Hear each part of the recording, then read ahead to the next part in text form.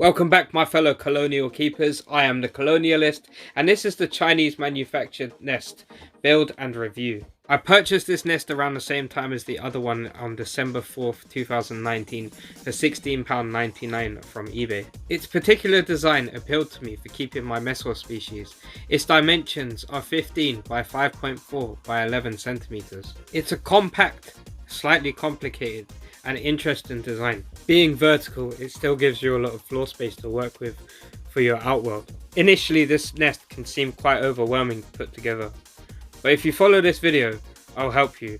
Perhaps you've purchased the same nest from eBay and are absolutely clueless. It doesn't come with instructions, so it can take a while to figure out. If you have been following the video, you will have noticed that I've shown you what you initially find: a test tube, a pack of accessories, and a wrapped up bundle of parts. Now that I've got some of the initial wrapping off, I'll finish getting these bits off and start going over some of the parts that you get faced with. One of the things that you want to find are just the easy parts to put together. Like these parts, they hold the test tube, which is the water reservoir for the nest. It connects into the blue sponge, which is a hydration sponge. The mesh is for the lid, just like this piece here. That's how it looks when it's been put together. To put this nest together, the best approach is a methodical approach. Find all the correlating parts, the pieces that go together or the pieces that look the same, and stack them together. Pieces that you can easily identify. It makes putting this nest together so much easier and saves so much more time. However, one thing that you will be faced with and will take the absolute most amount of time is peeling off all of the protective layers on each piece of acrylic on both sides. I won't make you suffer the entire way through, but here's just a quick time lapse of how long that takes, and later on I'll show you in actual time a really nice quick peel where it decided to come off easily for me. I don't have the nails for this, perhaps you do, perhaps you're able to get it easier than I am, but it is something that just takes forever. Protective peeling completed. Let's start getting into the build. One of the things I like to build first is the lid. It's just so easy to identify, and it's these three parts. Two of the parts sandwich the mesh together, and they use the smallest screws. So it's one of the simplest parts to identify when you first start working at putting this nest together. As we need to, let's take a quick look at the accessories. That's the blue hydration sponge that sits between the central chambers, and that's the sponge that goes into the test tube, which filters water out of the reservoir into the hydration sponge. Then you have a set of screws, nuts, bolts, and other accessories that I'll go over later on in the video. Once you have separated out the four smallest bolts, it's time to start putting the vented lid piece together. As I said, it's these two acrylic circular pieces and the mesh sandwiches between them. Disclaimer, it can be a little bit fiddly getting the bolts through the mesh and then getting the nuts on, as there's not much thread. It may have been easier if I used tools, but I just wanted to show you it can be done with your hand. So that's that piece put together, and that is the lid that sits into, and that sits at the very top layer of this nest. Moving on from the lid, the next easiest pieces to identify are the pieces that hold the test tube to the hydration sponge. So they're just the U-shaped pieces, and the squares with circles cut out of them, which are in the accessory packs, they just slot in like that. That piece then screws on to the side panel of the formicarium, and the blue sponge will be slightly sticking out of it.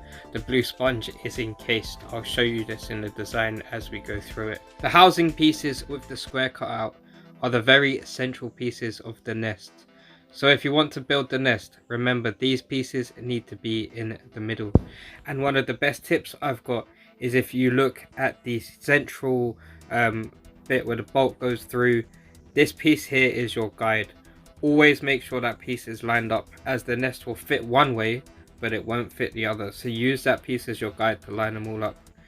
This side here that I'm peeling off, as I said, I'll do the full time of peeling it off. It actually came off quite quickly in comparison to the others, but if you look at that square, that's where the tip of the hydration sponge sticks out from, and that's also where the U-shaped piece that holds the test tube, that's where that bolts onto. So that's the side piece. If you look at the nest in the background, you can sort of just see that sticking out the side of the formicarium there. So if we keep working from the center housing pieces outwards, the next pieces that you want to identify are the pieces that are vented. Now these encase the blue hydration sponge to make sure that the ants can't chew their way out of it. As I said, I'm a fan of the hydration system and design to this nest. I think it's quite smart how it encases it in and how it shares it out within the nest, and that sort of design is one of the reasons it's perfect for messors, as that creates the chambers where they can store brood or where they can create ant bread, where it gives them the correct amount of humidity. The three central chambers are unhydrated, and these are often the drier chambers used for brood and seed storage. More protective peeling completed. Let's start looking at the inner housing sections and the best way to put them together. So if you've separated out the two square hollow pieces and the two vented pieces, remember that will sit in the middle of the nest housing. So that is your centerpiece, and then the nest in total has 9 chambers. And how I go about putting this together is I get the two largest squares, I take one of them, I put the bolt through that holds the housing together, and I start to stack these pieces together. And you need to be careful about how you line up, because they line up in a very specific order. So you start with the pieces that have the floors between them, and they also have the slides. So if you look, you're able to put in a piece that will lock off the floors and it slides back and forth and it just slots it into there. Also, to be aware, on the side of the nest, so on the side of the inner housing, there's 2 cut out sections on the actual sides of it. Now this is where the bolts go that hold the reservoir piece to the wall of the nest. That sounds a little complicated, but you have to make sure that those pieces line up, otherwise you will not be able to fit on the side wall. So make sure that those are lined up, and then just use the central bolt piece to line up how the actual pieces go together. And you should have created your first layer and then put together your central layer, which is the pieces I discussed with the blue sponge inside it, and then you have one more layer to build, which will create the full 9 chambers. If you just noticed in the video, I tried to put the piece on the wrong way around and it wouldn't fit. That's what I meant about the central guide being, it allows you to put it on the right way around. So I'm trying to show you just on the side here where those pieces go. It is quite hard to see, but there's just an indent and they're not on every piece. I'll put the light on and it's really hard to spot from the video, but when you've got the actual pieces in front of you, you'll know the little cutouts that I'm talking about. When you're stacking the third layer, you start the other way around. So the straight chambered pieces are the first pieces to go on, and then the last pieces to go on are the pieces with the ramps and also the piece that locks out the chambers, which limits what the ants can or can't use.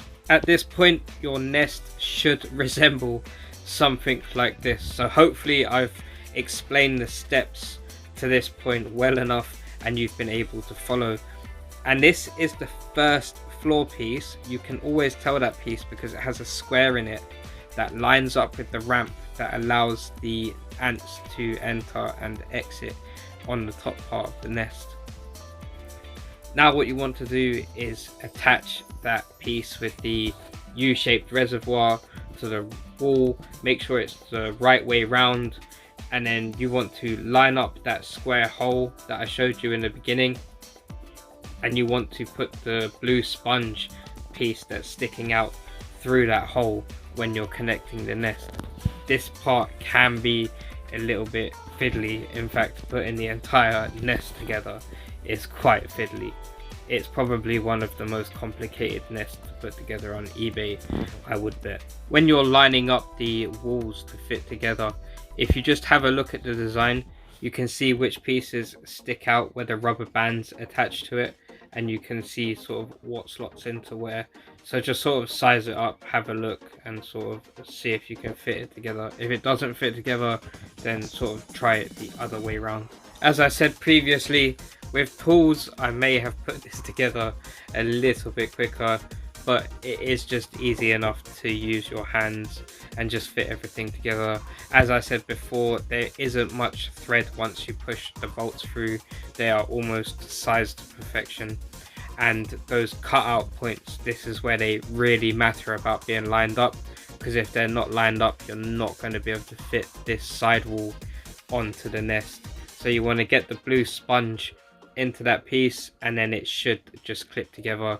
Once it has clipped together, what I would say on the other side wall is just stick on one of the elastic bands so that it holds together and doesn't ping apart. As you can see, those are the slide bits. I've already slipped in the bars, but I skipped forward on that simply because initially the raw footage on this episode was about 37 minutes long. Now you should be putting the last pieces together, which is the first floor with the square cut out, which lines up with the ramp for the ants to go in and out. The base plate should have gone in, which is the same shape as the first floor, but it simply has no square cut out of it. So that is the bottom, the absolute ground floor of the nest. And then the lid should just clip on top, and the other side wall has a 10mm port in it, so you can always identify the other wall. Now, why is this design fantastic for Messors? Well, it has absolutely everything they need.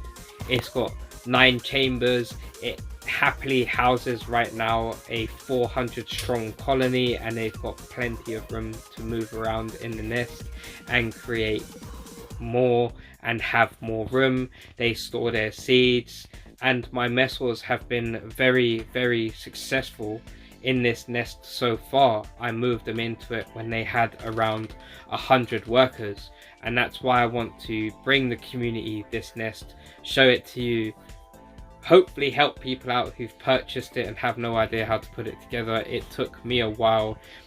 I'm on my 3rd one of these that I've purchased and put together, so I would say I'm pretty confident at doing so. These are just the simple bits I wanted to show you. That's just the hydration going in. I didn't hydrate the blue sponge in there, and it will take about 3/4 of the test tube before it's fully hydrated. There are pros and cons to this nest. As you can see, there's no red acrylic covers, so you'll have to create a cover. I used tin foil. You could cut out cardboard and create a full blackout cover for the nest, or you can slip in sort of red acrylic, or if you're handy enough, you can make a red acrylic case if you've got, like, I don't know, like a CNC machine or a laser cutter or something like that. You could possibly manufacture your own solution to that. Personally, I would love to get rid of the outworld that sits on top and make this the full nest design. I love the fact that it's vertical and it doesn't take up much space, and for the space that it's got, it has a lot to give, so you can fit a large colony in there. You can see it hydrating there on the side. You've got a bit of steam.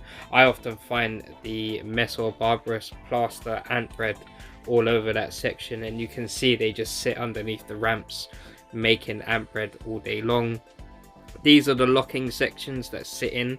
Just to note, when you put those pieces together, make sure you slide in the little bars first before you seal up the nest. And that brings us to the end of the episode. I hope that it's been informative. I hope that I explained myself well enough for you to understand. Please enjoy my colony moving into this formicarium. And until next time, ask any questions that you got, anything that you want to see next. This is the Colonialist, signing out.